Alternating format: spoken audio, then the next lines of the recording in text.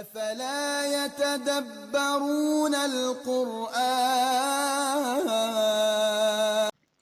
أعوذ بالله من الشيطان الرجيم. بسم الله الرحمن الرحيم. ألم تر إلى الذين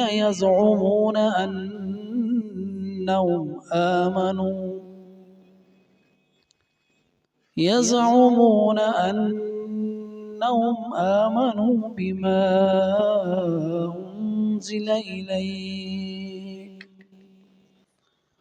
وما أنزل من قبلك يريدون أن يتحاكموا إلى الطاغوت وقد أمروا أن يكفروا به ويريد الشيطان أن يضلهم ضلالا بعيدا. ألم ترى کیا دیکھا تو نے إلى الذين ان لوگوں کی طرف يزعمون جو زعم رکھتے ہیں. زعم اردو میں بھی لفظ استعمال ہوتا ہے. زعم گمان رکھنا، اپنے تائیں سمجھنا. یزعمون گمان کرتے ہیں انہم آمنو بے شک وہ ایمان لائے. بما ساتھ اس کے جو انزل اتارا گیا الیک آپ کی طرف، وما اور جو انزل اتارا گیا من قبلک آپ سے پہلے. یریدون چاہتے ہیں، ارادہ رکھتے ہیں. یریدون چاہتے ہیں. ان یتحاکموا کہ حکومت کریں. یتحاکموا اپنے فیصلے کروائیں، اپنا حکم بنائیں، اپنا جج بنائیں. ان یتحاکموا کہ اپنے فیصلے کروائیں الی الطاغوت طاغوت سے. وقد امروا اور تحقیق ان کو حکم دیا گیا ان کے یکفروا انکار کریں بھی اس کا یعنی اس طاغوت کا.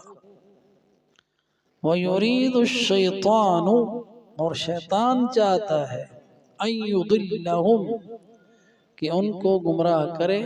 ضلالا گمراہی بعیدا دور کی، کہیں واپس بھی نہ آ جائے، جتنی دور لے جائے.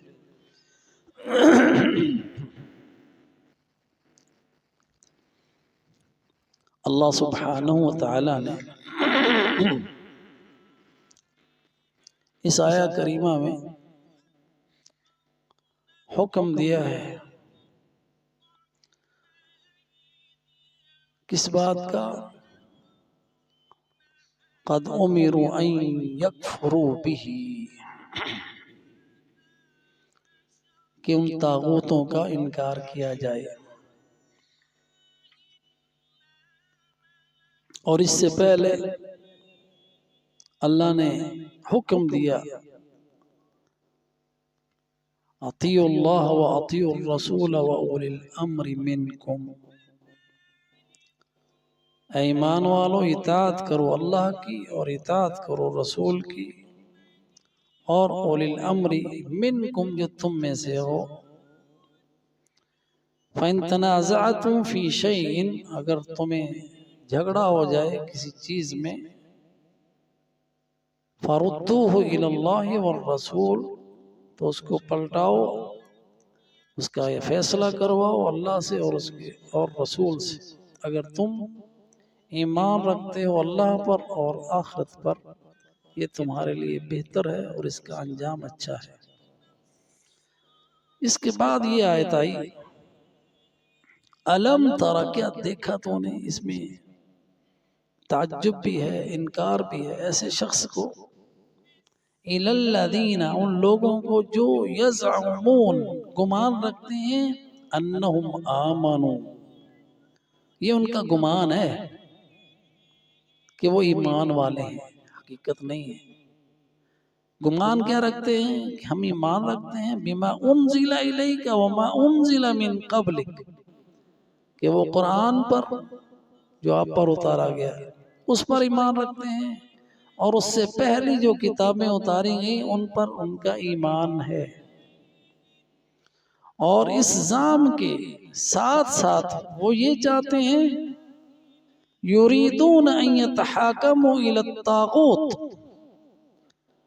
کہ وہ چاہتے ہیں کہ فیصلہ لیں اس کے بغیر جو اللہ نے نازل نہیں کیا۔ طاغوت کیا ہے؟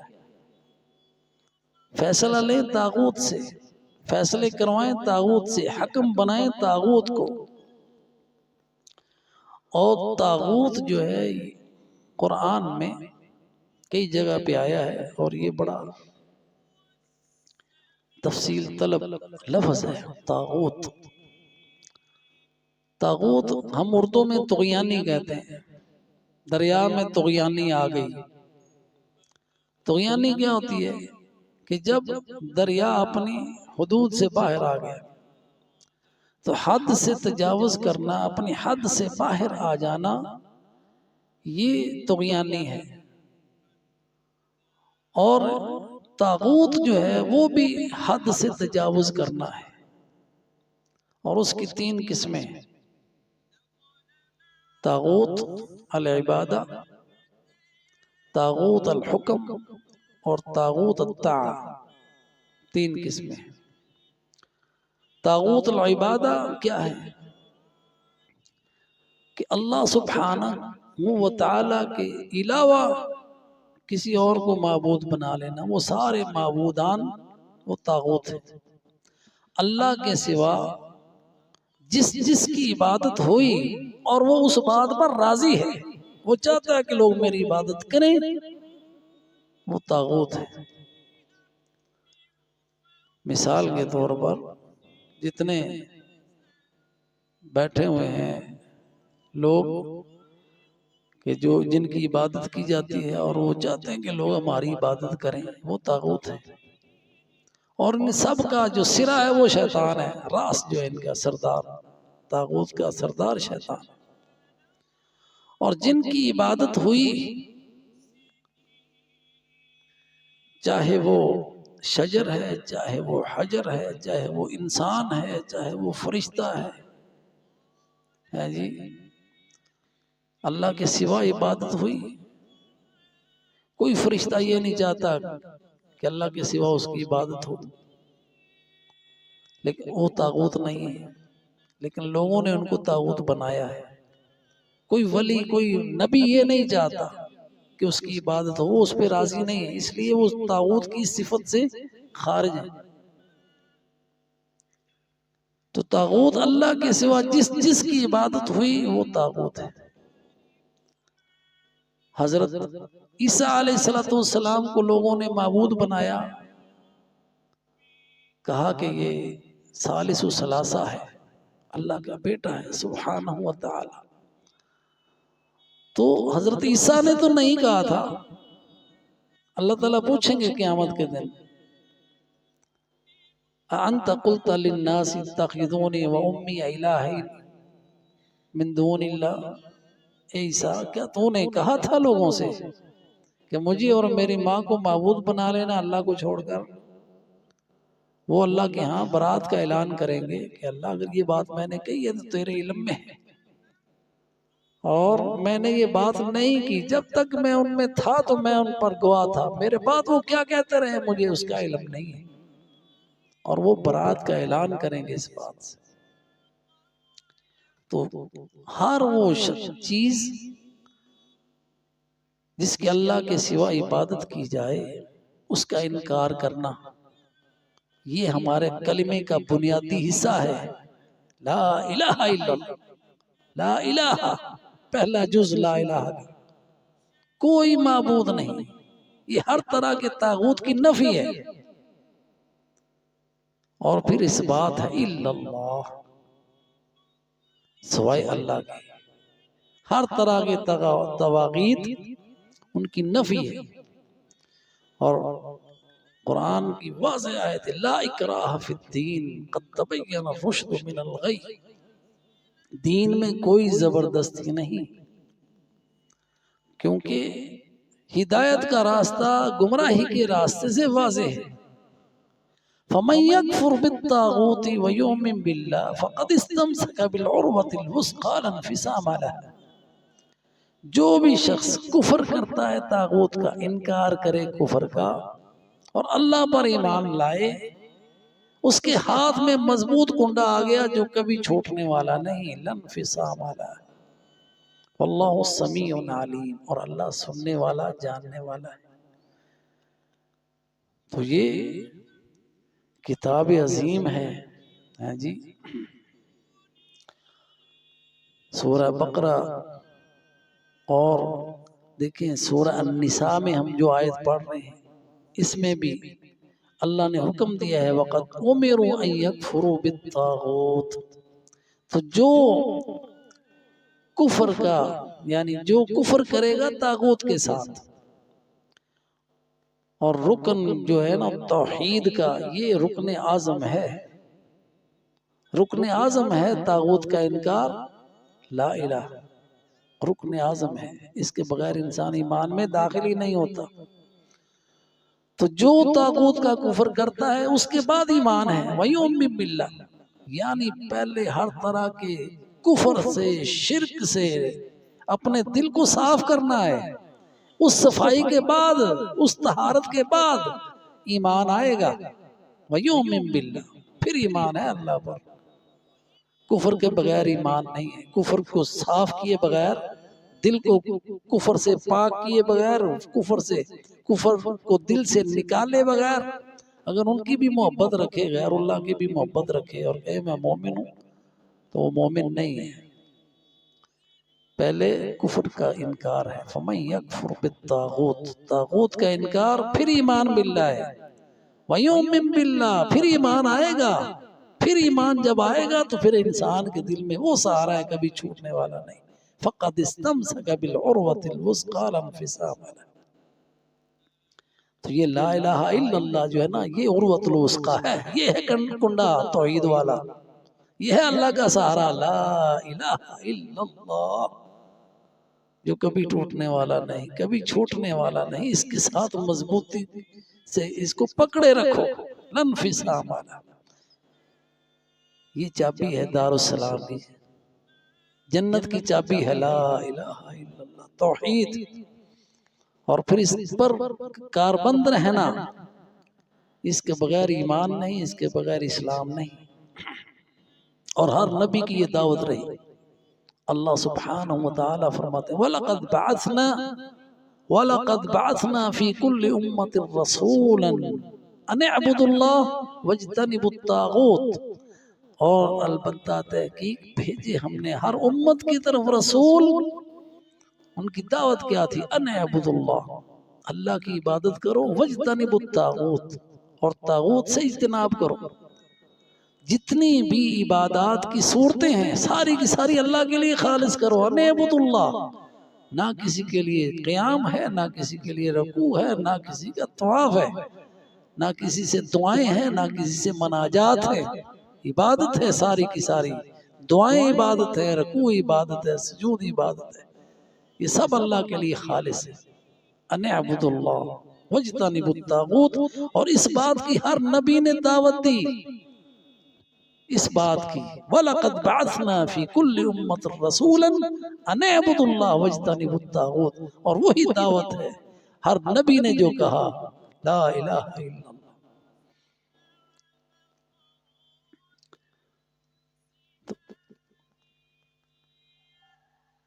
الطاغوت، یہ طاغوت ہے فی العبادہ، پہلی قسم۔ اس کے بعد جو دوسری قسم ہے وہ ہے طاغوت عبادہ کے بعد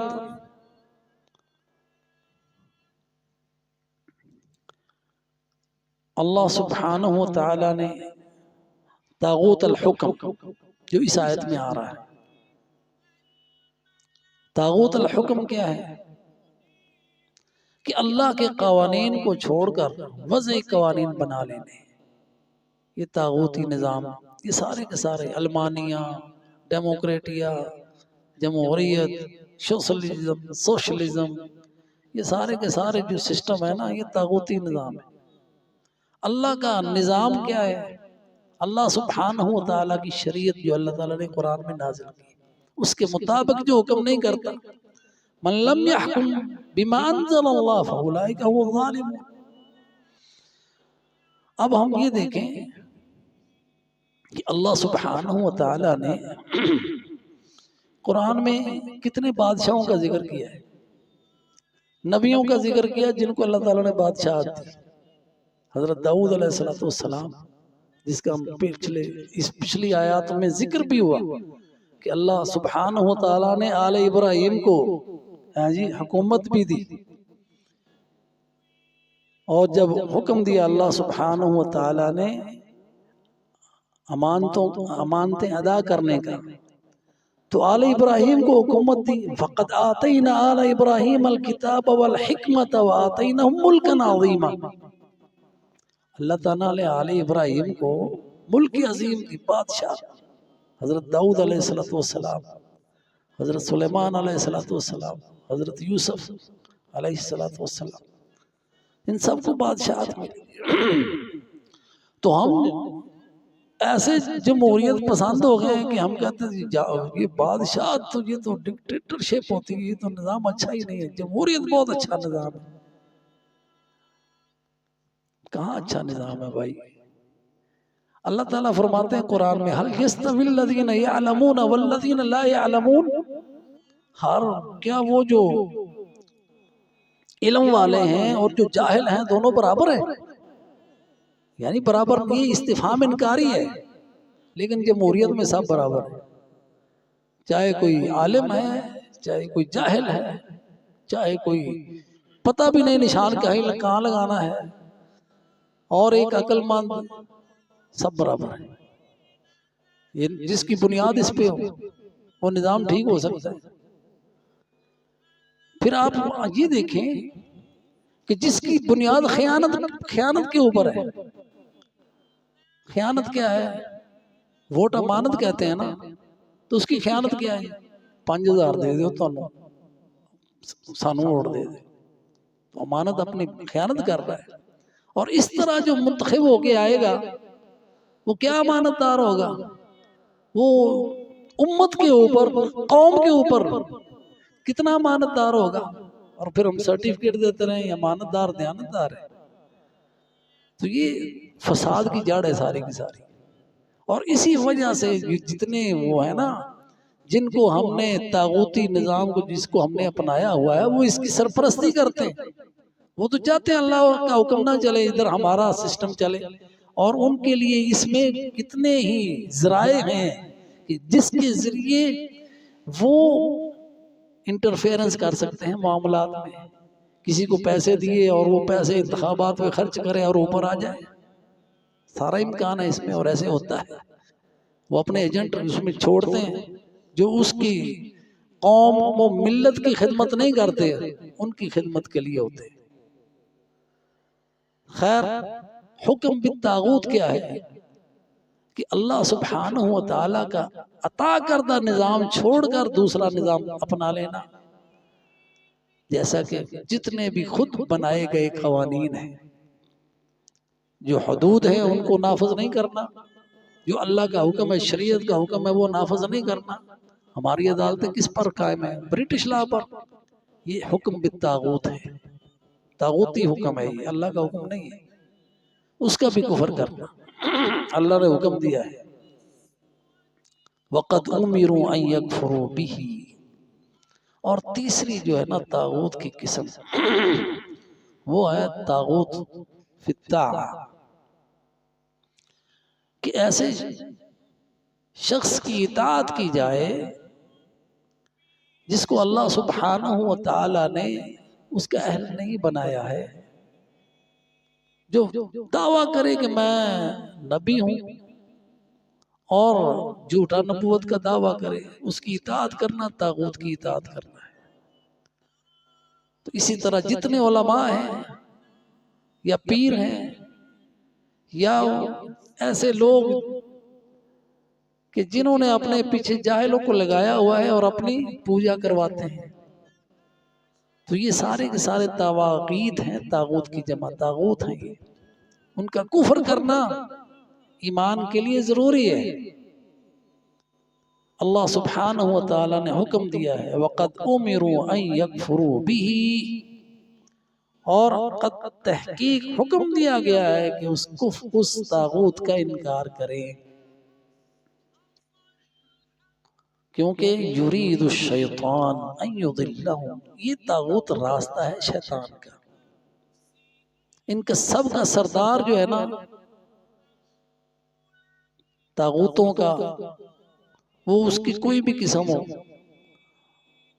وہ شیطان ہے۔ تو اللہ کے سوا جس جس کی عبادت ہوتی ہے اور انہوں نے حکم دیا ہوا ہے کہ ہماری عبادت کرو، وہ شیطان کی عبادت ہوتی ہے۔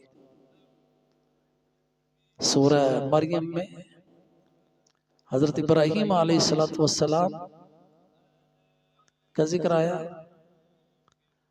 اور اسی طرح قرآن میں کئی جگہ پہ حضرت ابراہیم کا مکالمہ ہے اپنے والد کے ساتھ، یا ابت لا تعبد الشیطان، ابا جان شیطان کی عبادت نہ کرو۔ تو حضرت ابراہیم علیہ السلام کے والد آزر تھے، وہ بت پرست تھے، بتوں کی پوجا کرتے تھے، تو شیطان ان بتوں کو شیطان کا لا تعبد الشیطان، ابا جان شیطان کی عبادت نہ کرو۔ تو انسان جو اللہ کو چھوڑ کر کسی کی بھی پوجا کرتا ہے وہ شیطان ہی کی عبادت کرتا ہے۔ ہر طرح کی جو عبادات ہیں اللہ تعالیٰ کے لیے خالص کرنا، اس کا ہمیں حکم ہے، اور شیطان ہی چاہتا ہے کہ اس تمہیں سیدھے راستے سے گمراہ کر دے، ان یضلہم، چاہے وہ غیر اللہ کی عبادت کرا کے تمہیں گمراہ کرے، چاہے وہ حکم بالطاغوت کے ساتھ تمہیں گمراہ کرے کہ ایسا نظام یہ اچھا ہے، یہ تو پرانا فرسودہ نظام ہے، ہاتھ کاٹ دینا، قاتل کی گردن کاٹ دینا بڑا ظلم ہے، سنگسار کرنا بڑا ظلم ہے، یہ شیطانی سوچیں ہیں۔ اسی پہ عمل ہوگا تو امن ہے دنیا میں، ورنہ فساد ہے جو ہم دیکھ رہے ہیں، ہر طرح فساد ہے، اخلاقیات میں، معیشت میں، ملکوں کے اندر ظہر الفساد فی البر والبحر بما کسبت ایدی الناس لیذیقہم بعض الذی، اللہ سبحانہ و تعالیٰ فرماتے ہیں کہ یہ جو فساد دیکھ رہے ہو یہ لوگوں کے ہاتھوں کی کمائی ہے، جو زمین میں، خشکی میں، تری میں، ہر طرف فساد ہی فساد ہے۔ تو اس کا علاج کفر بالطاغوت میں ہے، ایمان باللہ میں ہے، جو یہ کرے گا وہ فساد سے بچے گا۔ تو شیطان تو فساد چاہتا ہے، یرید الشیطان ان یضلہم ضلالا بعیدا، شیطان اس قدر دور لے جانا چاہتا ہے جہاں تمہارے لیے واپسی کا راستہ نہ ہو۔ تو اللہ سبحانہ و تعالیٰ سے دعا کیجئے کہ اللہ سبحانہ و تعالیٰ میں سچے مومن بننے کی توفیق عطا فرمائے، اور اللہ سے دعا کریں اللہم ادفع عن بلادنا مضلات الفتن، اللہ ہمارے ملک سے سارے فتنے دور کر دے، اور جو بھی ہمارے ملک کے ساتھ، مومنوں کے ساتھ، مسلمانوں کے ساتھ اور ان کے ملکوں میں فساد پھیلانا چاہتا ہے، اللہ تعالیٰ اس کو تباہ و برباد کر دے، اور ان سب کی سازشیں اللہ ناکام کر دے۔